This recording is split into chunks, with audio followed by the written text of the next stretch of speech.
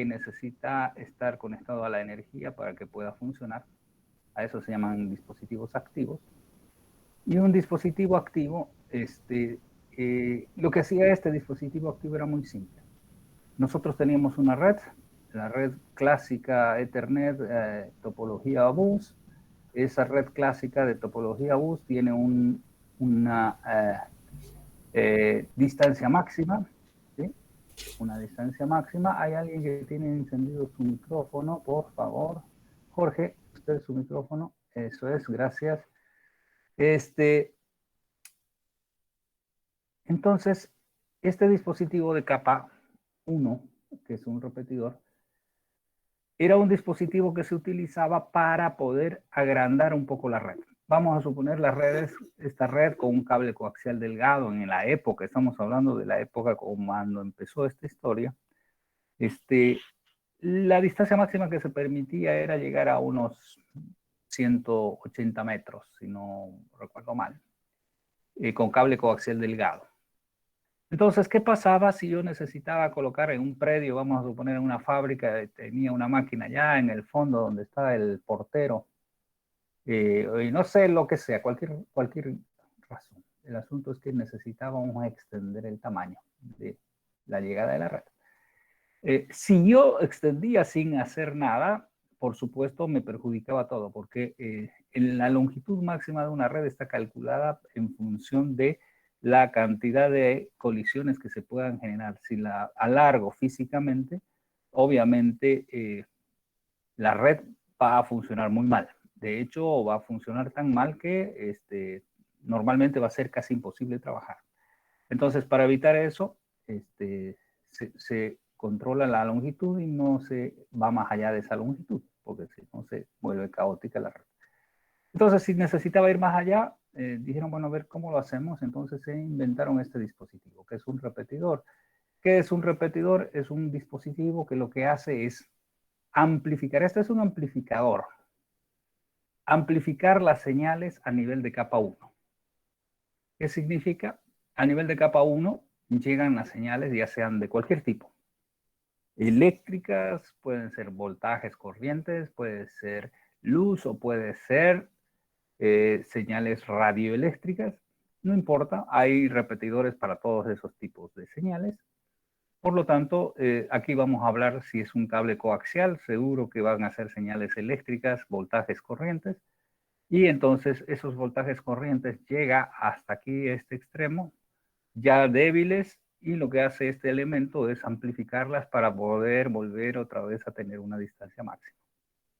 Esto es bueno porque de esta forma, con un dispositivo así simple, nosotros ampliamos el tamaño de nuestra red. Bueno, la evolución fue que Ethernet comenzó con cable coaxial grueso, luego pasó a cable coaxial delgado y finalmente el que más se utiliza en la actualidad es el cable UTP. Bien, una red en Ethernet, que esto seguro que lo han visto, una red en Ethernet tiene un dominio de colisión. Un dominio de colisión es aquel lugar de la red hasta donde llega una colisión. ¿Qué es una colisión? Una colisión es una señal no deseada. Cuando más de una estación trata de introducir su información al medio y una vez que trata de introducir la información al medio, si es más de una, va a ocurrir que la señal en algún punto se van a chocar, se van a colisionar y se va a volver un ruido y ese ruido viaja por toda la red, por supuesto. Entonces ese ruido llega a todos y hay un procedimiento en CCMA-CD, que es la parte de manejo de colisiones en Ethernet, que dice que se tiene que hacer un jump, que dice que se tiene que parar la transmisión, pero bueno, de todas maneras, en el tiempo que hubo la colisión, esa señal viaja por todo el cable. Esta señal llega al repetidor y el repetidor lo que hace es, como es un repetidor de capa 1, dice, una señal eléctrica llegó chiquitita, ruidosa, pero la amplifico y la vuelve y la mete adentro y entonces hace que nuestro dominio de colisión, que era en un principio cuando no había este señor y no había ninguna red adicional, mi dominio de colisión era de un tamaño, de este tamaño.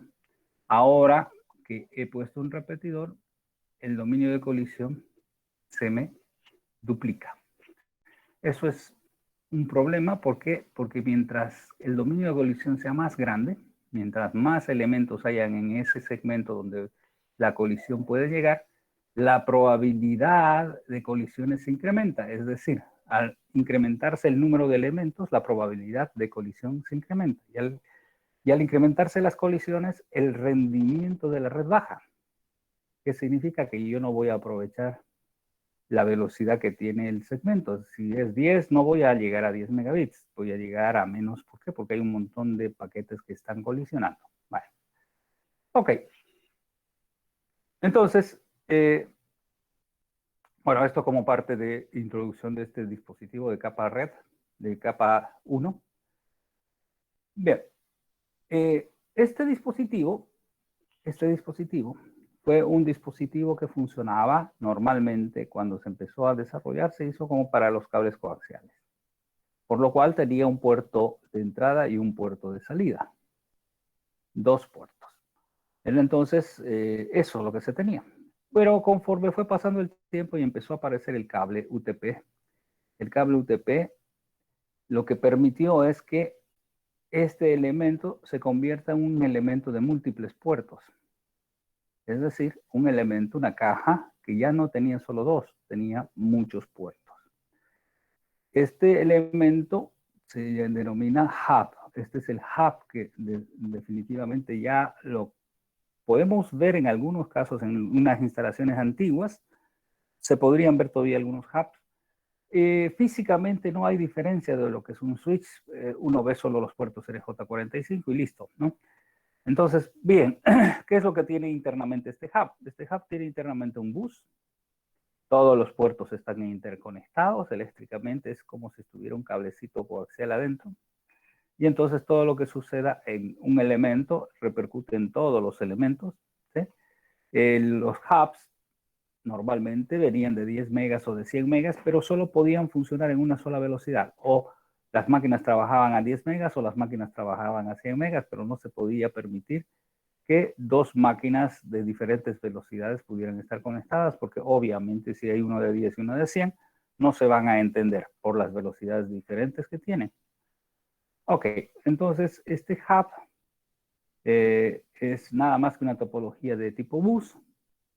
¿Y cuál es el problema?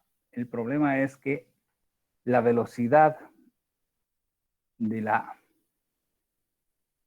red es dividida entre el número de estaciones. Entonces, ¿qué significa? Por ejemplo, en este ejemplo tenemos 2, 4, 6, 8, 10 puertos. ¿Sí? Entonces, a ver, vamos a anotar que tenemos 10 puertos.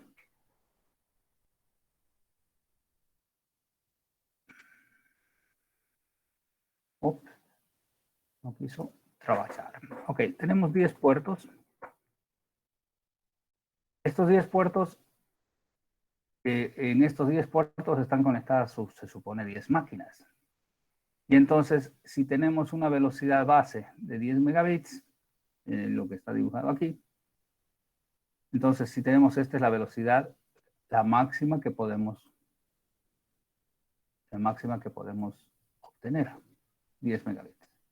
Pero por supuesto sabemos que 10 megabits no existen si tenemos muchos elementos compitiendo por el ancho de banda. Entonces lo que va a suceder es que mientras más elementos haya, mientras el número de estaciones crezca, la velocidad promedio que yo voy a recibir va a ir bajando. Entonces, en este ejemplo, si tenemos 10 puertos y la velocidad que estamos manejando es de 10 megabits, entonces lo correcto es decir, ¿qué es lo que yo voy a recibir? Voy a recibir en promedio una velocidad de 1 megabit. ¿Por qué? Porque son 10 máquinas, 10 megabits dividido entre 10 máquinas, 1 megabit. Eso en velocidad promedio no significa en la velocidad. Este señor, esta estación, va a recibir la velocidad a 10 megabits, pero solo durante un determinado periodo. Entonces, cuando nosotros hagamos el promedio estará alrededor de 1 megabit.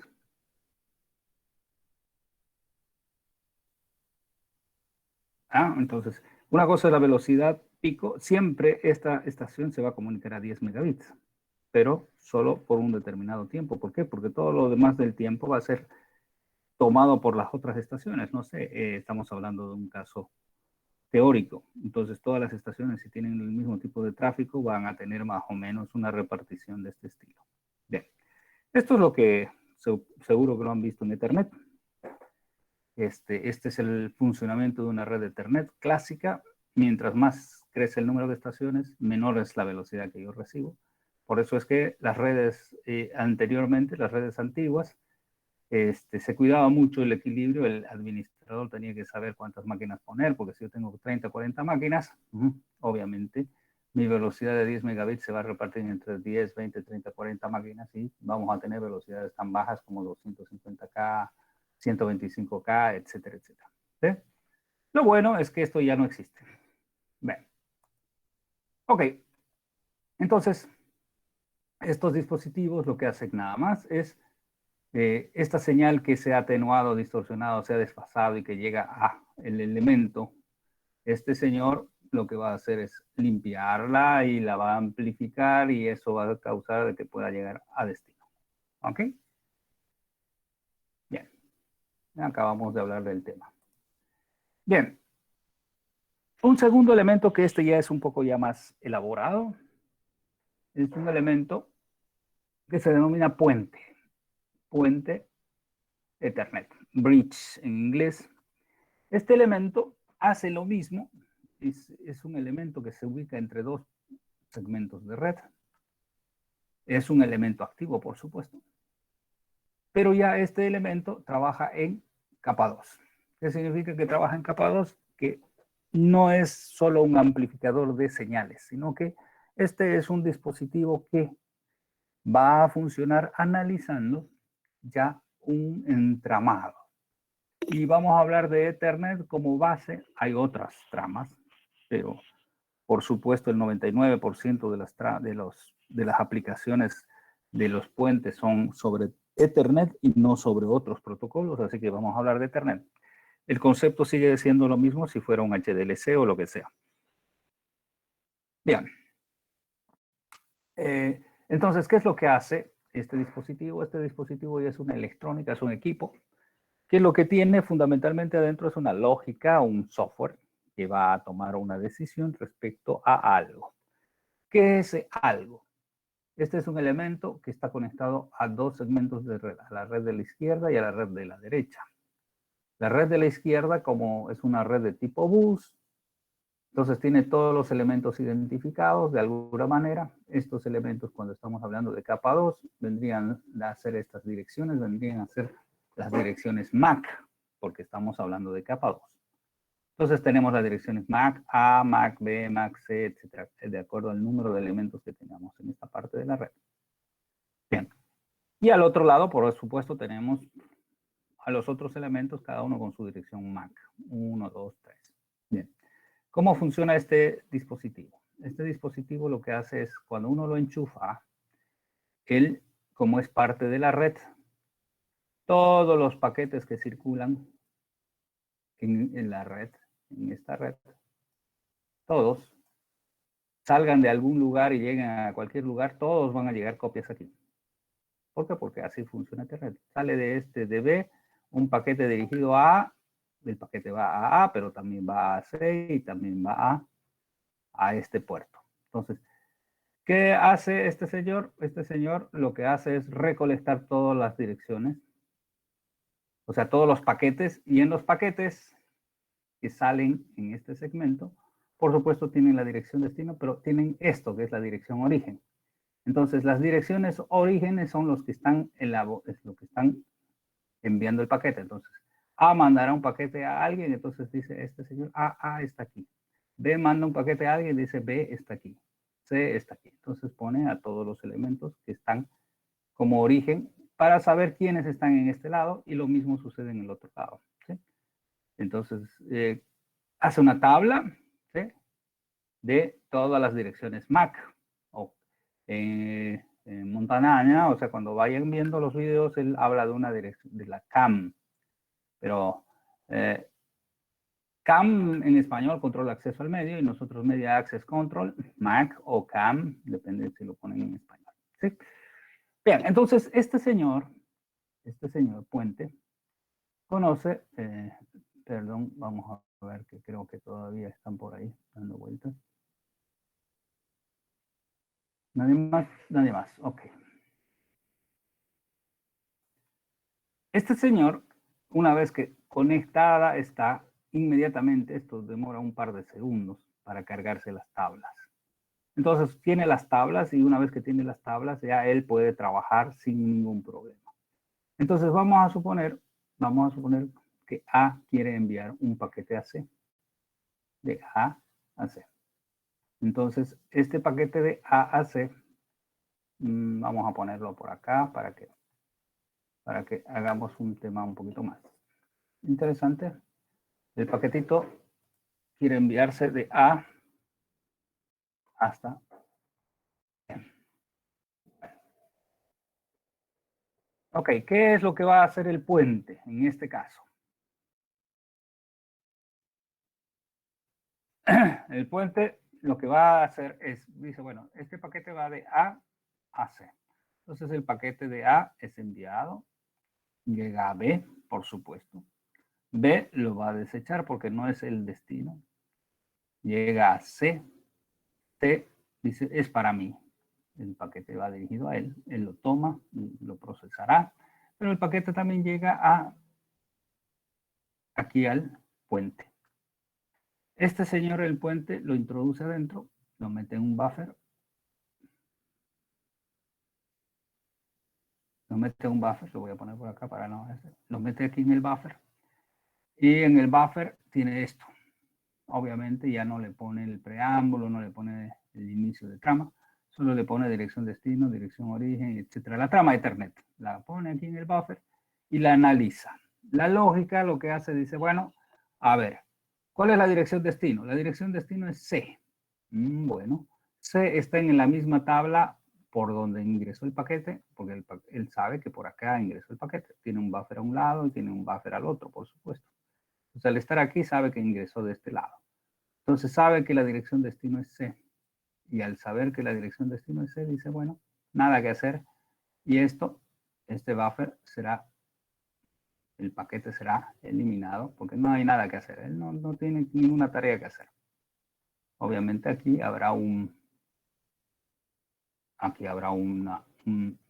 recipiente para recibir todos los paquetes que se van botando, ¿no?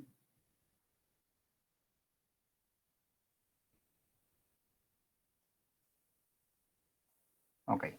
Entonces estos paquetes del buffer se van tirando una vez que ya no lo usamos o que no podemos hacer nada con ellos, lo vamos a tirar a la basura. Bien, entonces la cuestión sería, si A va a C, el puente no realiza tarea alguna. ¿No?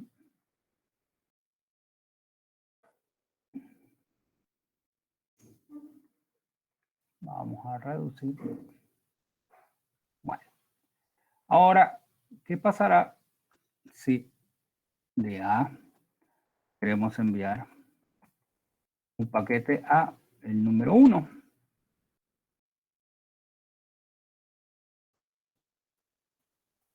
Bien, entonces, a ver, este A quiere mandar un paquete a 1. Entonces A manda el paquete, llega a B, B lo desecha, llega a C, C lo desecha porque no es para él, y llega aquí al puente, lo mete en el buffer analiza y dice de dirección destino, la dirección destino es 1. ¿1 está por el mismo lugar? No, está al otro lado. Entonces la lógica lo que hace es cerrar el camino, deja pasar el paquete. Entonces el paquete este que llegó a B, llegó a C, llegó aquí, llegó al buffer, pasa. Y por supuesto llega a 1. 1 es el destinatario, lo toma. Llega a 2, 2 no lo toma, 3 no lo toma y ahí muere el paquete. Entonces, ¿qué sucedió? Sucedió que en la lógica, cuando descubre que el paquete tiene que ir a otro lado, este señor toma la decisión de cerrar y volver todo una sola red. Una vez que el paquete pasa, la lógica otra vez hace que este señor se abra. Y entonces, ¿qué tenemos aquí? Aquí tenemos que la red izquierda con la red derecha se vuelven uno solo en el caso de que sea necesario. Todo el tiempo restante son dos redes separadas. ¿Qué tiene de bueno esto? Si son dos redes separadas, los dominios de colisión se mantienen pequeños. Y al mantenerse pequeños los dominios de colisión, la probabilidad de errores se mantiene menor y, por supuesto, el rendimiento de la red se vuelve mayor, ¿no? Entonces, ok, ¿qué pasará si hay un ruido o hay una colisión? Dos estaciones en este segmento de la izquierda mandan y ocasionan una colisión. Esta colisión, por supuesto, llega a toda la red, incluyendo a este señor, al puente. Este ruido es copiado en el buffer, por supuesto, pero en el buffer no tiene ninguna forma, porque no hay un entramado, no hay una celda. Esto es un ruido, no existe una trama. ¿Sí? Entonces, este señor trabaja con entramados, trabaja con divisiones bien estructuradas. Entonces, el ruido es una cosa que dice, bueno, eso no es un dato válido y lo tira a la basura. Entonces, ¿qué significa? Significa que si hay un ruido, hay una colisión en un segmento, esa colisión no pasa al otro lado. Aísla a los ruidos, aísla a las colisiones, por lo tanto queda perfectamente bien interesante el elemento. ¿Sí? Entonces, esta es la forma como trabaja un puente. Entonces, el puente realiza la conexión entre las redes de la izquierda y derecha solo por el tiempo en que el paquete pasa de un lado a otro. Pucha. Bien. Vamos a ver cómo arreglamos esto. A ver, vamos a achicar esto.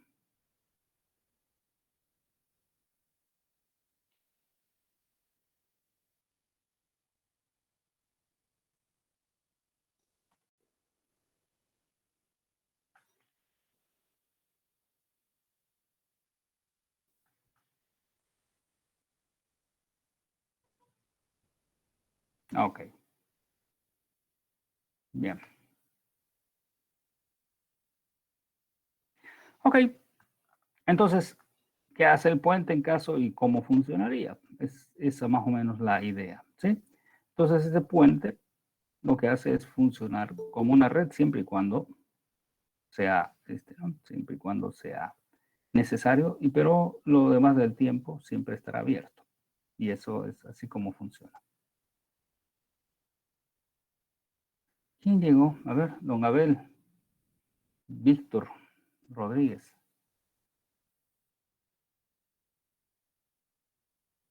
Bien. Ok, ¿qué más? Sigamos. Ok, entonces, una evolución de este elemento que estábamos viendo, tenía un puerto aquí y un puerto aquí. Los primeros bridges o puentes fueron fabricados para cables coaxiales. Puerto coaxial aquí, un puerto coaxial aquí y funcionaban perfectamente. Pero conforme fue pasando el tiempo, hemos visto que la evolución de los cables, ¿sí? Los cables eran los coaxiales, el coaxial grueso primero, el coaxial delgado después y finalmente el cable UTP. Entonces, cuando se hizo cableado UTP, se empezaron a fabricar elementos que tuvieran múltiples puertos. ¿Sí? En este caso, tenemos 2, 4, 6, 8 puertos. Ahora, este puente de múltiples puertos es lo que se conoce con el nombre de switch. Switch o conmutador Ethernet. Este sí es un elemento muy actual, se conoce, todo el mundo lo conoce. ¿Y qué es un switch Ethernet? Es múltiples puentes internos. O sea, ese puente que hemos visto en la lámina anterior, es como si cada puerto tuviera un puente. Entonces existe la lógica que hemos hablado, esta lógica que manejaba un solo puente en los conmutadores con múltiples puertos. Está gobernado por un procesador, por supuesto, un microprocesador que está realizando la tarea de controlar cada uno de estos elementos de forma tal que haciendo el análisis en el buffer de memoria, verificando de dónde a dónde va, bueno, en realidad aquí no nos importa más a dónde va.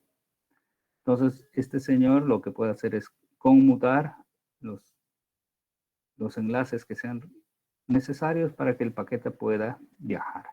Normalmente va a un buffer, así que el paquete que va de A, vamos a suponer que va de A a D, entonces el paquete llega en el buffer y en el buffer el procesador verifica dónde tiene que ir. Una vez que verifica dónde tiene que ir, cierra el conmutador aquí en D y el paquete es pasado a través de un sistema de buses y va a ir a D.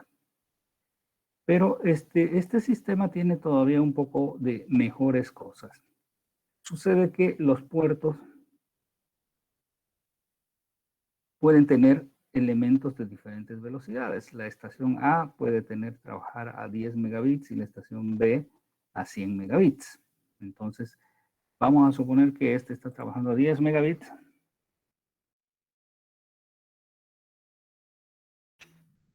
Mientras que esta otra está trabajando a 100 megabits.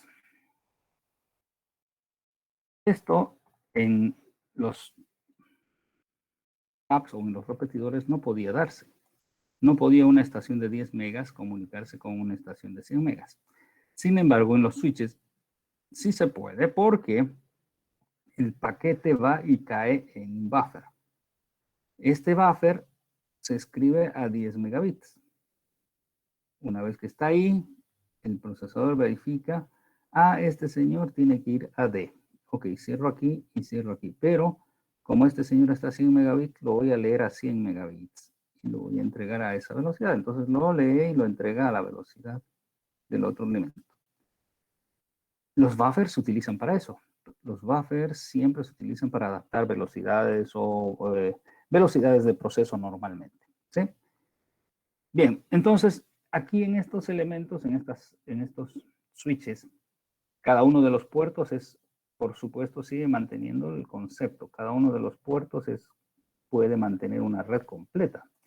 De hecho, los hubs antiguos se metían en un puerto y ahí estaban todos los elementos que existían, ¿no? Entonces, el conmutador tenía un dominio de colisión que era todo el hub, mientras que si hay un elemento solo conectado al puerto, lo que tenemos es que un dominio de colisión para una sola estación.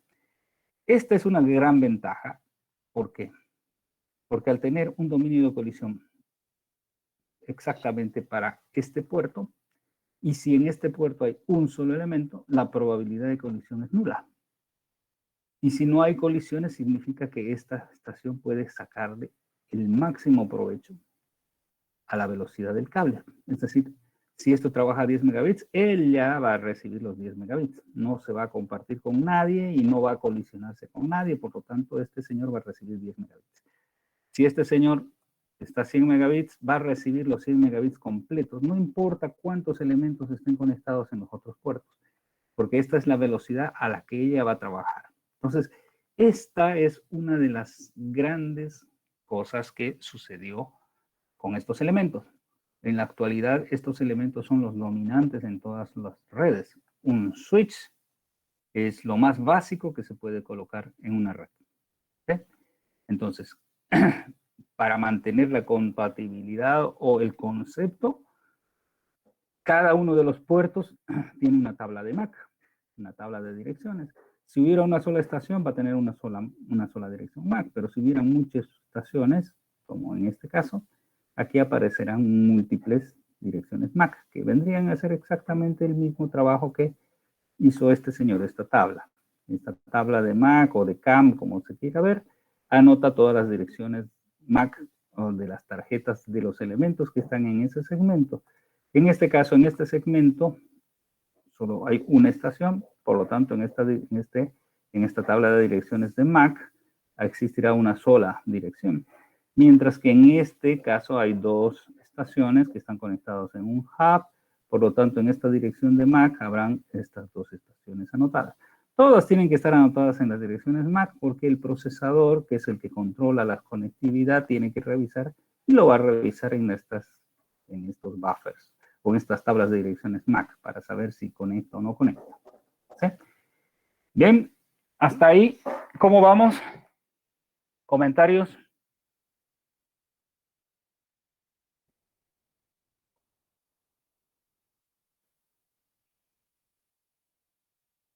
Hola, hola, María Elena.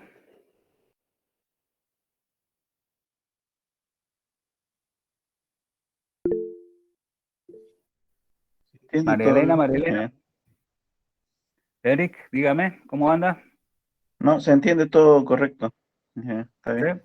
Ok, bien. Ok, vamos.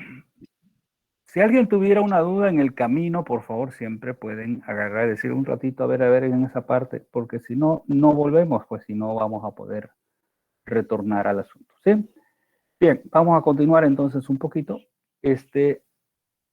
Bien, desde el punto de vista operativo, un switch, aquí creo que vamos a ver si tengo alguna lámina acá. Ah, sí. Vamos a ver qué tengo. Ok.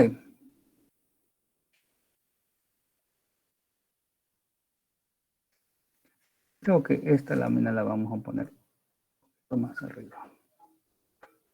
Bien. Déjenme pasarla. Ok. Bien. ¿Qué es un switch? Un switch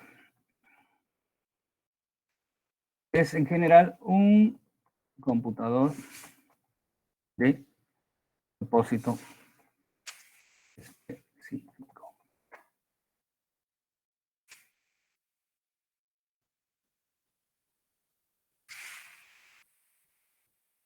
Vamos a checar un poco. Bien. Ok. ¿Qué es un computador? Los de redes y los que no son de redes deben saberlo. Sí, esto han debido llevarlo en alguna materia, en la arquitectura de computadores, seguro. Un computador es nada más que un concepto de asociar diversos elementos para que realicen ciertas tareas que estarán almacenadas, don Roberto, que estarán almacenadas en un determinado lugar, un programa. Y la ventaja de este concepto es que este computador, modificando el programa, realizará diversas tareas. Eso no lo tengo que explicar porque eso seguro que les han explicado al cansancio y ustedes combinan el tema, ¿no? Entonces, ¿qué es un computador? ¿Qué es un computador? Un computador es un arreglo de elementos que fundamentalmente siempre tienen lo mismo. ¿Qué tienen? Un procesador, tienen memorias y tienen dispositivos de entrada-salida. Eso es lo que es un computador. Un computador tiene que tener procesos, ALUs, etcétera, un sistema de control lógico, es decir, un procesador que controla todo el sistema, tiene buses de direcciones, tiene buses de datos y con esos buses de direcciones y buses de datos puedes seleccionar si va a ir a la memoria, va a ir al input-output, a lo que sea. Bien. ¿Cómo funciona un computador de propósito específico? Hay una diferencia entre un computador de propósito específico versus un computador de propósito general. Ejemplo, su máquina, su PC, la que tengan, de hecho también los smartphones, que igual tienen un sistema, son computadores que tienen un sistema específico operativo amplio. Los computadores de propósito general son aquellos que me permiten que yo coloque cualquier cosa, fundamentalmente es su PC, por ejemplo, ¿no? Yo tengo mi PC, tengo un procesador, tengo una memoria, tengo dispositivos de entrada, salida, tengo un sistema operativo y esa es la base. Pero posiblemente no le voy a sacar provecho si solo tengo eso.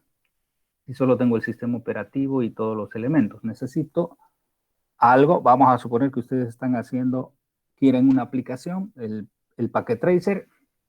El Packet Tracer, que es un software de aplicación, obviamente lo tienen que cargar y poner, instalar para que funcione y ustedes le puedan sacar el provecho a su computador de propósito general. No, no solo quiero eso, quiero el Word, quiero un CAD, quiero un no sé qué, y van metiendo todo lo que necesitan. Ese es un computador de propósito general, al cual uno le puede ir adicionando cosas de acuerdo a la necesidad. Sin embargo, en un computador de propósito específico la cosa está más restringida. Un computador de propósito específico tiene normalmente una sola tarea. Entonces, hay muchísimos de estos dispositivos, por supuesto, ¿no? La mayor cantidad de elementos computacionales son de propósito específico. Son los que controlan, no sé, vamos a suponer un computador de un auto, controla exactamente las variables que le han dicho que controle, la gasolina, la inyección, etcétera, pero no se le puede cargar más cosas. Entonces, un switch es exactamente lo mismo, es un computador de propósito específico, que quiere decir que está y va a trabajar con una tarea básica y esa es la que va a realizar todo el tiempo. Bien, ¿cómo funciona normalmente un sistema computacional? Esto ya de manera general. La memoria RAM, existen varios tipos de memorias, por supuesto. Hay RAM, ROM, flash, no volátil, etcétera, ¿no? Entonces hay diversos tipos de memoria. Ok, esto tampoco lo tengo que explicar porque ustedes supongo que conocen también todos los diferentes tipos de memoria, cuáles son sus características. Las memorias ROM son aquellas que no se pueden borrar, ¿sí? Sirven normalmente. Estas memorias ROM son las que se utilizan en todos los sistemas computacionales para colocar el sistema básico de entrada-salida, es decir, la programación más básica que existe en un sistema computacional. Y esto no lo sé, y aquí ya viene pregunta para ustedes. ¿Esto lo han visto ustedes en alguna materia en sistemas de, no sé, pues en microprocesadores o en sistemas de... Quiero saber si estoy hablando rápido o quieren un poquito más de conversa del tema. ¿Lo vieron esto de aquí?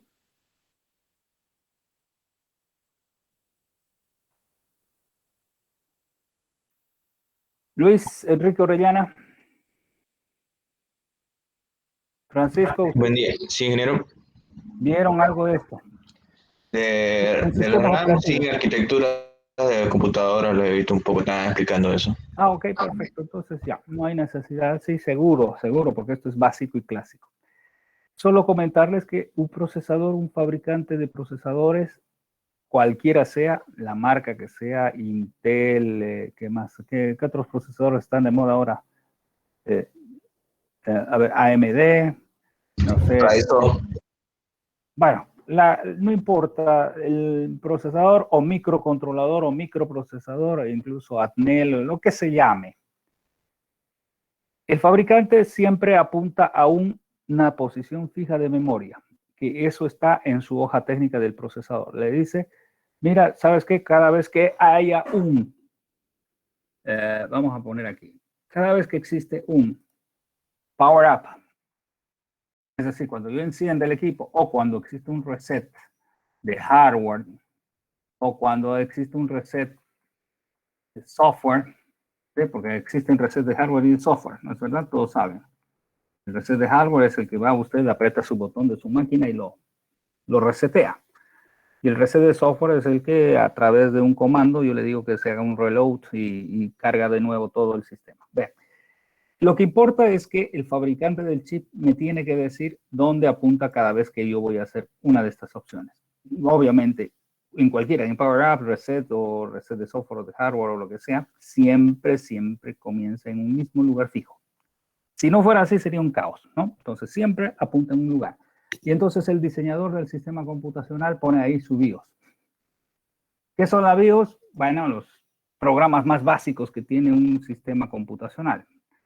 ¿Para qué sirve? Para verificar la consistencia del hardware del sistema. Si el sistema, el hardware del sistema, la memoria, el procesador o cualquier parte del sistema computacional no está funcionando adecuadamente, no tiene sentido cargar sistema operativo. Entonces, es el sistema que nos va a detectar la integridad de la parte del hardware.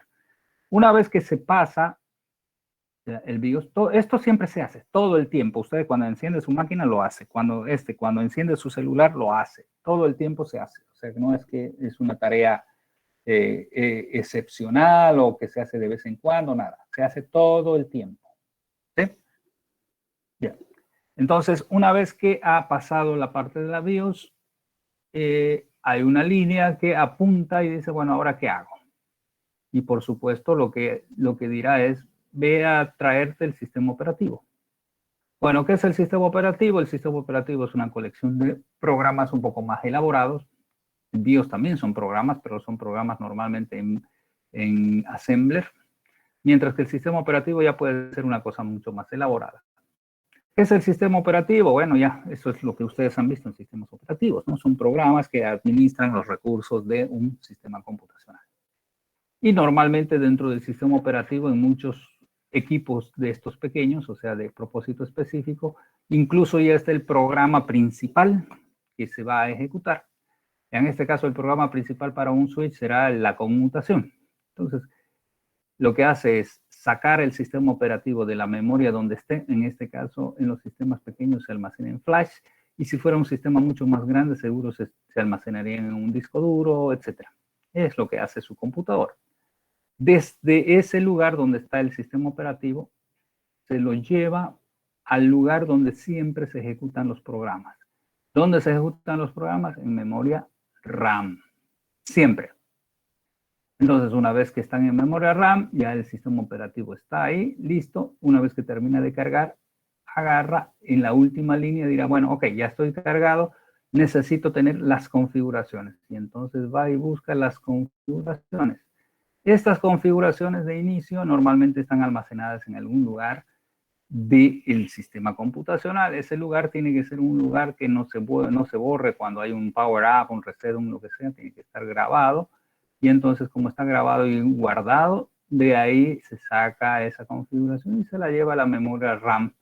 Y en esa memoria RAM ya está lista para operar. Una vez que se ha cargado el sistema operativo y se ha cargado las configuraciones, el sistema está listo para funcionar. Por supuesto, aquí en la memoria RAM habrá unos espacios que serán calculados, el tamaño de la memoria RAM, como para que exista espacio para que tenga variables, etcétera, etcétera, y el sistema empieza a funcionar.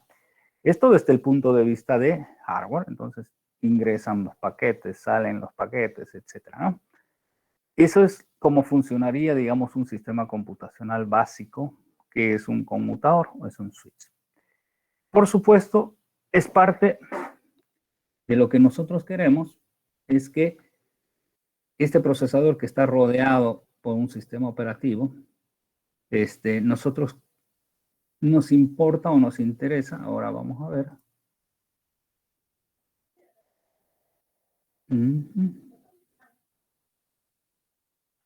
A ver, estábamos aquí, estamos aquí, ok.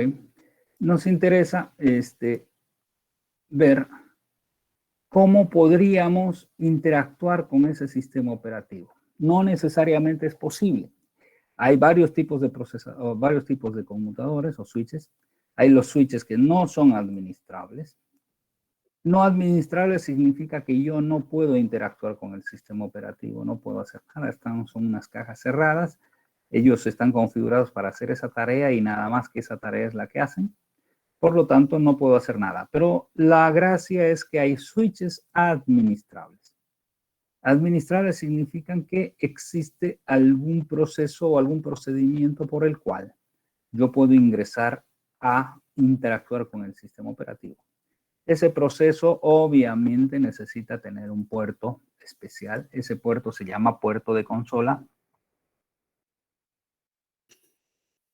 Ese puerto de consola puede ser de cualquier tipo que sea, no importa, no estamos hablando si es de un tipo, si es Ethernet, si es serial.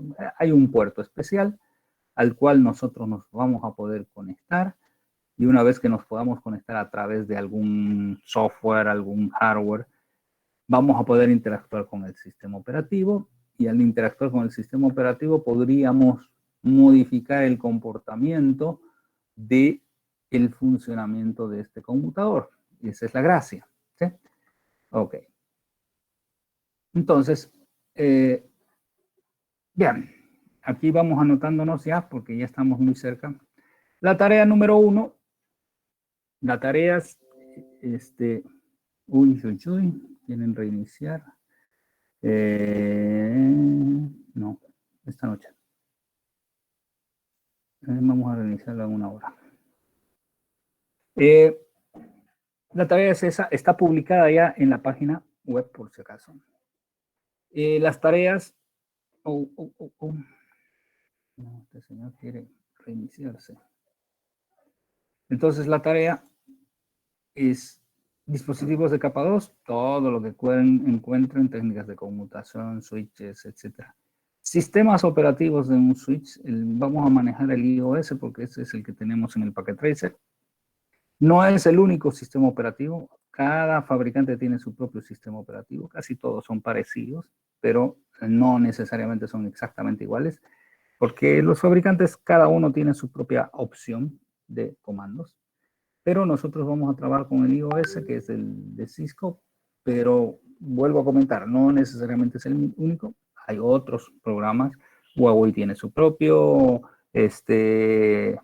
MikroTik tiene su propio comandos, Juniper, bueno, todos los fabricantes grandes de conmutadores tienen sus propios sistemas operativos. Pero la ventaja es que el concepto para todos es lo mismo. ¿Sí? Bien, entonces esta sería la tarea. Ahora mismo vamos a verificar que esté disponible la tarea número 1. Ok, la tarea número 1 entonces la tienen que presentar. Ok, está bien. Solo que no estaba mostrado.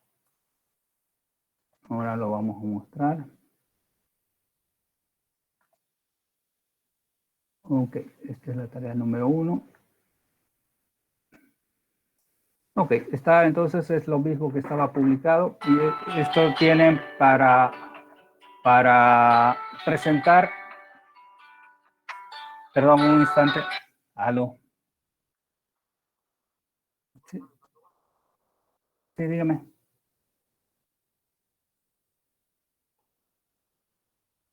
Don Lino, dígame.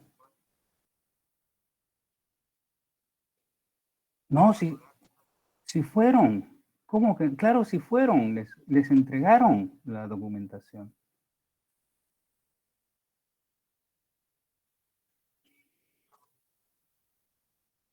Fueron ese mismo día, fueron a la hora que habíamos quedado, pero de todas maneras voy a pedirle yo a la gente a ver que se ponga. Este es su número, don Lino. Déjeme que llegue a la oficina, porque le dieron un documento, todo. Entonces yo converso con... Ah, posiblemente. Yo voy a hacer que lo llamen a usted y que coordinen con usted para recoger. ¿Ya? Gracias. Muy amable. Hasta luego. Bueno. Disculpas, pero... A ver. Ok, sí, ya está publicada, entonces, ¿alguna duda hasta aquí?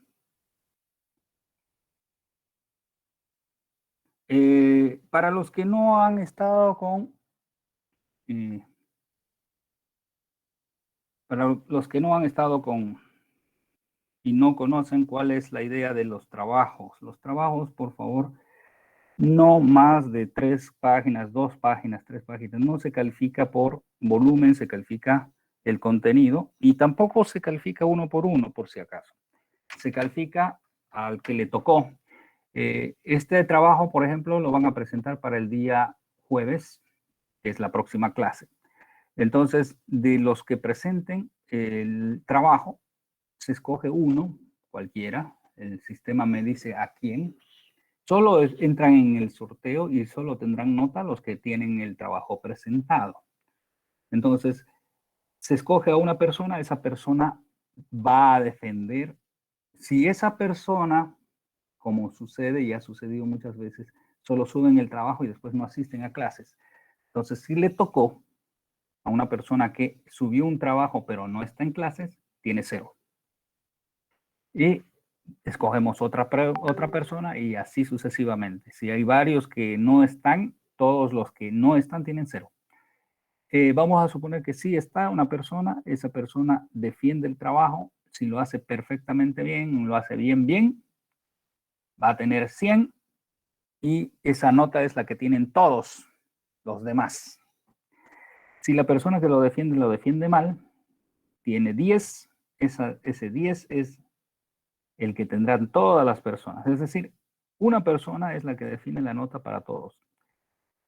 ¿Basado en qué? Basado en lo aleatorio, digamos, ¿no? Si alguien seleccionado al azar no sabe, quiere decir que probablemente los demás tampoco sepan. Si esa persona sabe, probablemente, ¿sí?, los demás. Esto lo hacemos porque no hay tiempo para estar recibiendo o corrigiendo uno por uno los 55 trabajos que deberían haber cada clase, ¿sí? Entonces, así zanjamos el problema y así todos tienen la nota en el mismo momento y esa nota será pues la que van a tener y va a perdurar hasta no hay forma de modificarla, corregirla, etc. Todos los trabajos se suben en PDF. ¿Sí? Ya, de hecho, no les va a permitir subir en otro formato. Así que aunque traten de subir en otro formato, les va a rechazar. Ya les comento. ¿Sí? Y bueno, eso sería. ¿Alguna otra cosa?